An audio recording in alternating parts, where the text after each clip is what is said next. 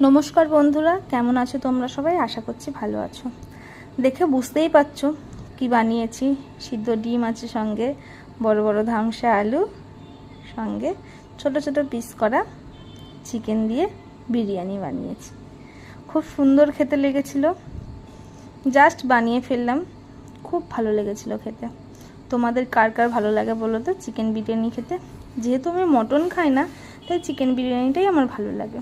আবার আমার বরমশাইয়ের প্রিয় মটন, তাই সে মটন বিরিয়ানি, মটন কষা এগুলোই পছন্দ করে, চিকেনটাকে পছন্দই করে না। তাও আমার দৌলতে একটু খেতেই হয়। কি বড় বড় আলু দিয়েছি দেখছো, কি ভালো লাগে না এরকম ধরনের বিরিয়ানি বানালে? আমার তো বেশ ভালো লাগে। সঙ্গে একটু শসা পেঁয়াজের স্যালাড নিয়েছিলাম, সাজিয়ে নিলাম। দেখো কেমন লাগছে।